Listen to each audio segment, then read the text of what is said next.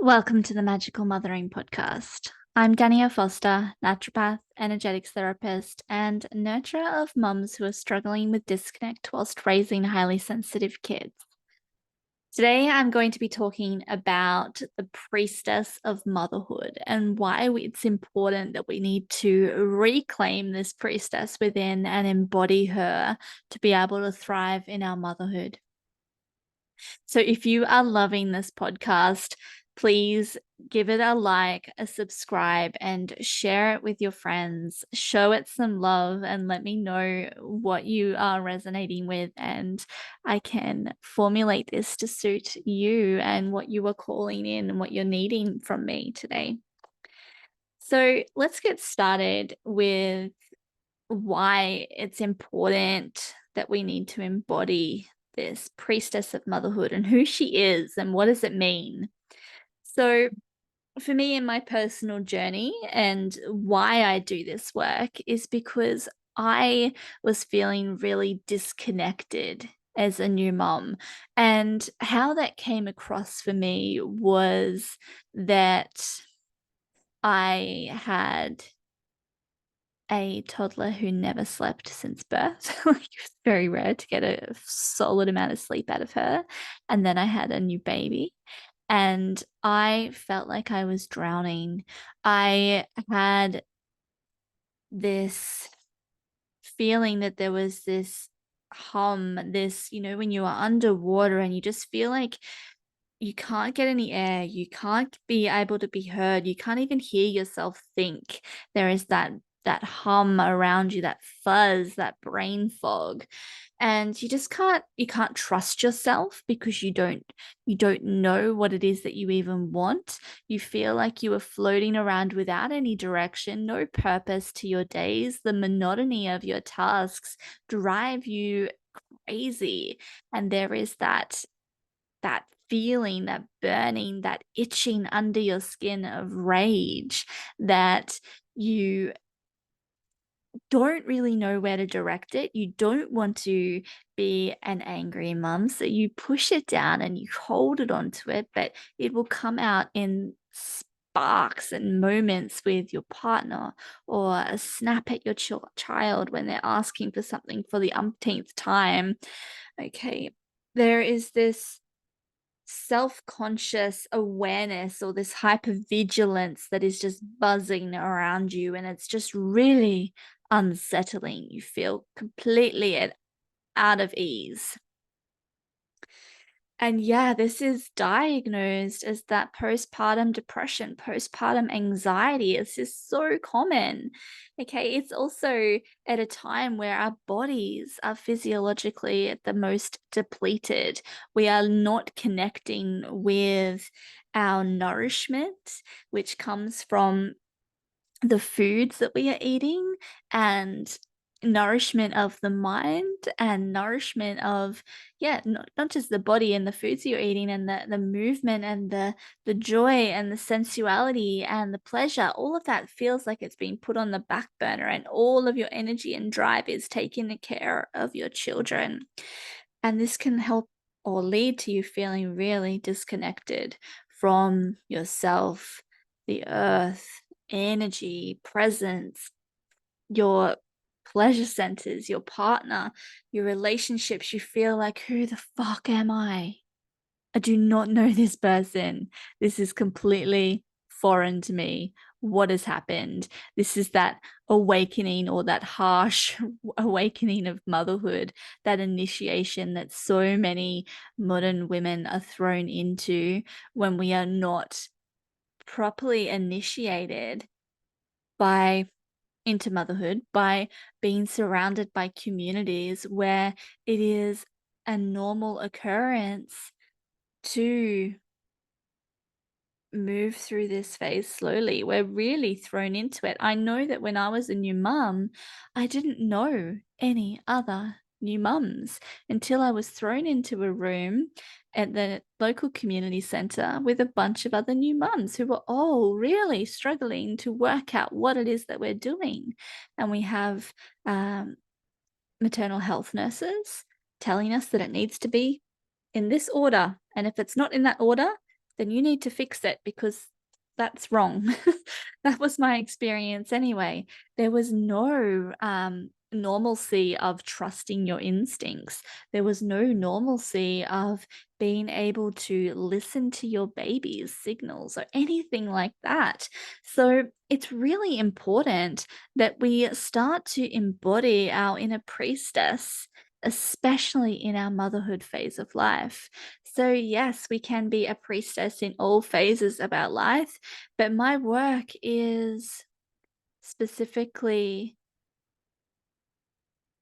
talking to that mother archetype, the mother phase, when we are putting others in front of our own needs.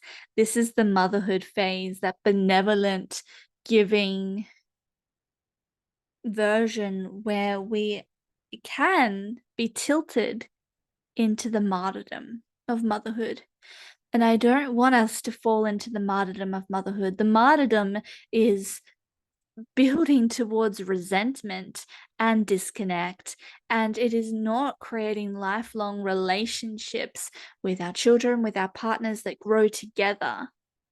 But the mother archetype can also be nurturing and soft and healing and educating as that guide through your motherhood. That's what I want for you. I want you to be that guide, that leader for your children who listens, and she is able to be in that benevolence. Is what I mean from that is that you are able to be present and listen and take on board your children's concerns or your partner's concerns, and build a presence that is able to direct change, affect change, that is built from everybody's values, taking it all into consideration.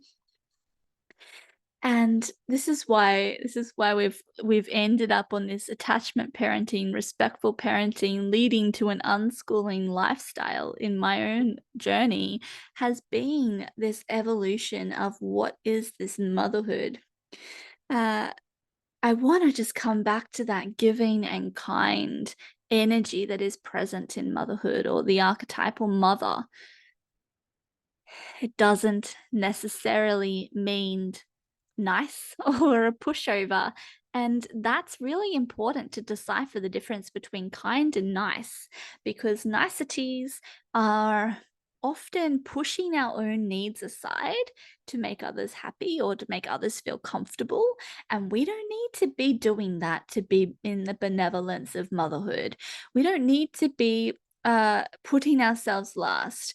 One thing that I am really passionate about is to thrive in our motherhood, we need to serve ourselves first.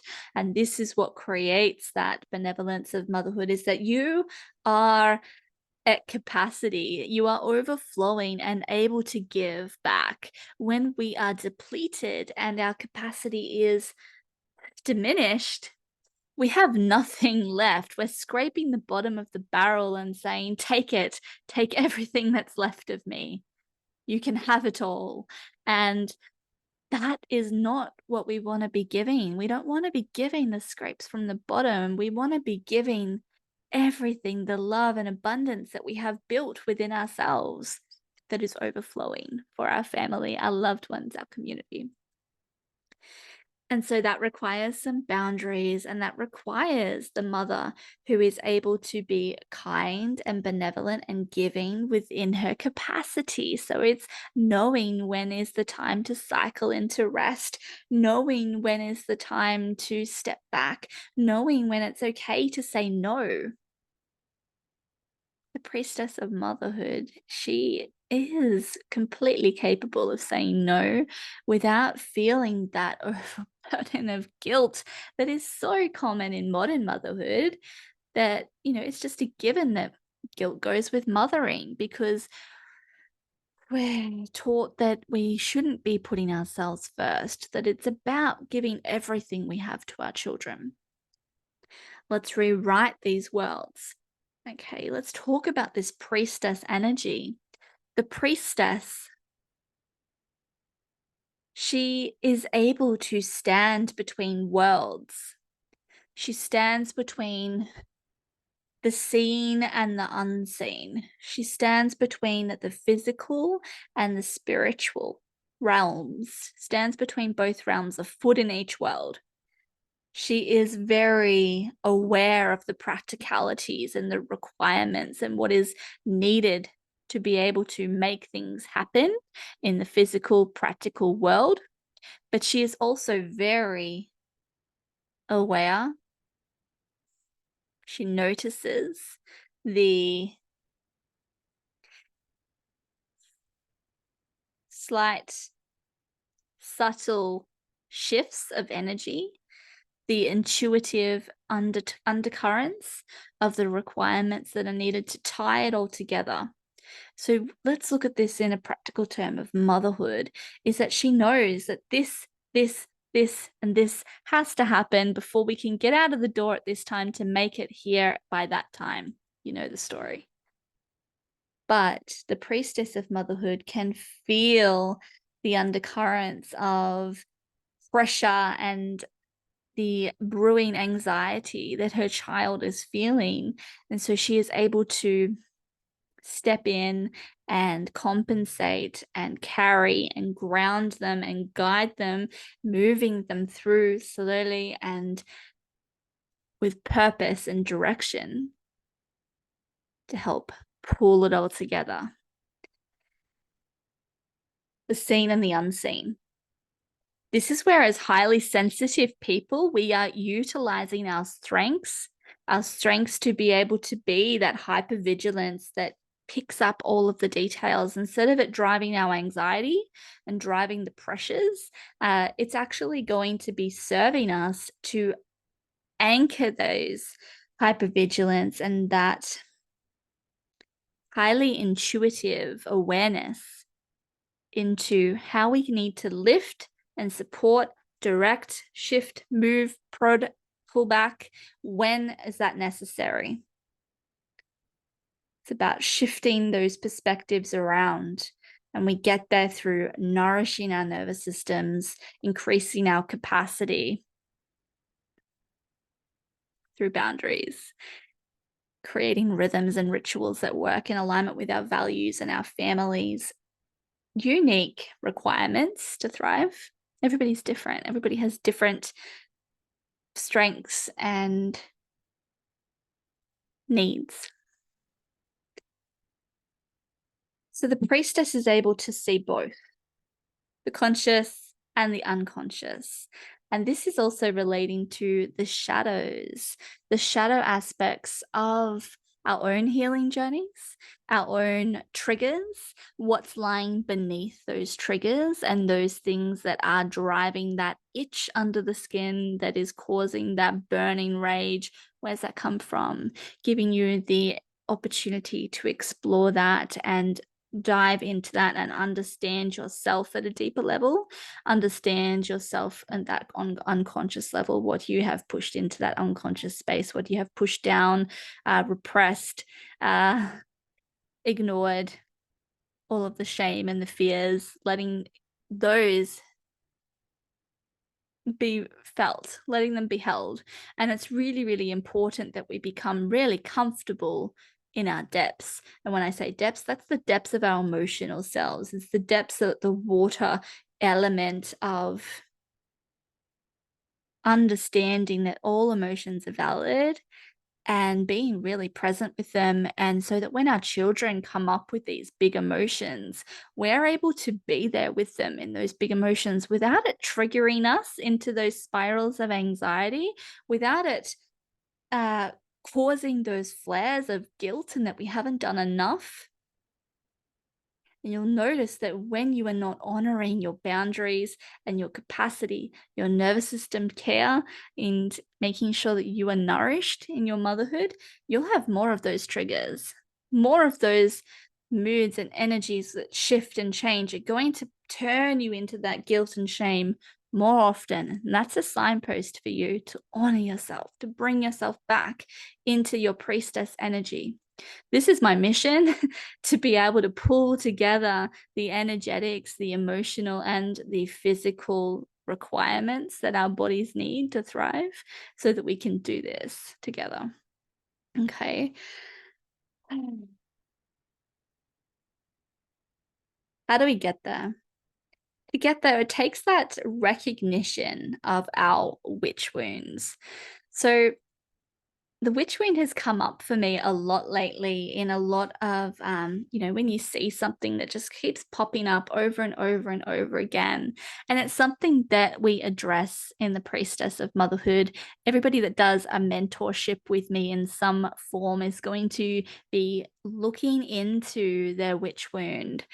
And it's something that I want to share with you and talk to you about, because the witch wound is, and I'll do another podcast on this down the track that's just specifically on this, but it's doesn't mean that you have to be a witch to have a witch wound. Just like you don't have to have a terrible mother or an abusive mother or trauma to have a mother wound. It's the same sort of thing, and I'll talk about that another time too if you'd like.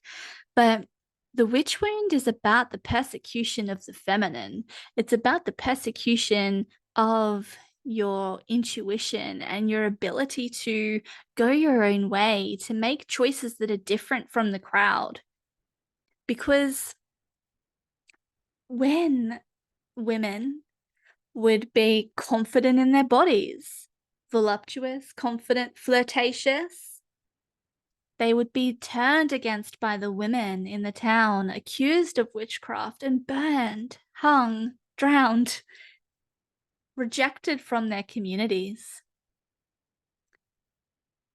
When a woman is comfortable in her sexuality, she is shamed. This is a perpetuation of that witch wound. When you were different, the witch was always cast out to live on the edge of town, whether she did that herself or because she just couldn't deal with what was going on over there. And get me, I relate to that as that introvert that likes to keep to herself, that the loner energy, archetypal thing, hermit. Love that energy. But there's also that cast out because she doesn't feel like she fits in to that world. Or they've cast her out and said, you don't fit here. You don't belong. There's no place for you. It's very, very common when you start to, especially coming into your motherhood as a highly sensitive person who starts to want to mother her child in ways that people around you are not doing. Maybe it's that you're mothering differently to how your mother mothered you, and she's your only support and saying, oh, well, actually, I did it this way, and that worked for me. That worked out great. Or you've got some sort of health practitioner telling you it needs to be a certain way that just doesn't sit right with you. I know as a new mum who didn't have a lot of family support around me, I was listening to health professionals in my first baby, and their advice just seemed so foreign to me, but I had nothing else to lean into. I had no community of mothers around me. So I did what they said, and it felt so wrong in my body. So moving against that and doing something that felt better to me took so much courage for me to step out and say, actually, I'm not going to do that. I'm not doing what you said. I'm not coming back to these appointments. And it took me until I had my second baby to say things are changing and this is happening differently. So we'll go into that in another podcast. There's so many threads here that we can explore. But so keep listening, everybody, because there's more juicy stuff coming. But just wanting to touch on this witch wound is the persecution of the feminine qualities, of the intuitive, the being able to trust your instincts, the wise woman who is able to be connected to nature, heal with the cycles of the seasons and what the earth is giving her to heal, like plant medicine, herbs. As a herbalist, it is so interesting the amount of proof we need to supply for the usage of and safety of plants that have been used for centuries in traditional healing. Comparing that to pharmaceuticals that are let out into the world with multitude more side effects and challenges to the human body. And that's not put under as much scrutiny.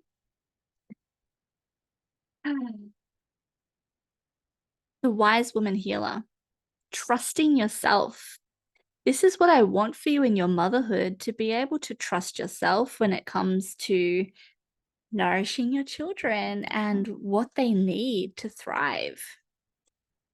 It's okay to need a guide with that. And that's why I'm here. Being able to move and honor the cycles. So with this, I'm talking about balancing the masculine and the feminine. And the masculine cycle is following the sun. This is your circadian rhythm. The masculine hormones, or the masculine hormonal cycle, is 24 hours. Following the circadian rhythm, the sun, the light that shifts from the morning to the evening, balancing your cortisol, your drive hormones, your melatonin with the sun. This is what we need to do, is be in alignment and connection with the earth and the earth rhythms. And then there's the feminine cycles of the moon, our menstrual cycles, being able to understand what our menstrual cycle is communicating to us through our body, and being able to read these vital signs to indicate to us our health and where we need to pay attention. Are we resting enough? Which is another feminine trait, to be able to surrender and go slow. Very yin energy, as opposed to the yang of being on call all the time, working into the night, every night. You know, that go, go, go all day, never being able to stop or take a break. It's very, very common in the modern motherhood to be able to keep up with societal expectations, is that we are going nonstop, and then we can't shut our brains off in the end of the day. We're not allowing ourselves to drop back into our feminine of rest. So we're throwing our cycles out. We're throwing our cycles out of balance. We're disconnecting from the earth and our place on it and our bodies, and therefore disconnecting from our relationships, because yes, hormonal imbalances drives our rage. It drives our discomfort with our bodies, because it is going to send us into that insulin resistance, having high cortisol and having dysregulated menstrual cycles. It's going to drive us into holding weight, feeling uncomfortable, feeling sluggish, feeling brain fog, feeling all of these things, bringing it back together, reconnecting with yourself, your feelings, your shadow aspects, your cycles. Taking time when you're bleeding to move into your red tent, to create a ritual around your cycles, morning rituals, evening rituals, sacred acts of intention that call you into purpose, that call you to live in alignment with your values. This is the priestess of motherhood. She is living a value-led life. She is living a life that is aligned with cycles, that has the capacity for rest, for time for moving slow, for space to say no, and this is enough for me right now. To be able to move with the balance and listen and be present and grounded. And that is how we co-regulate with our children. Our children need that safe space to regulate. They need a guide who is grounded and present and benevolent, but not the martyr. She is not the pushover. She is strong. She has a quiet, graceful, grounded presence. And she can be loud and she can be larger than life. And she is able to be confident and happy in her body, loving her connection with pleasure.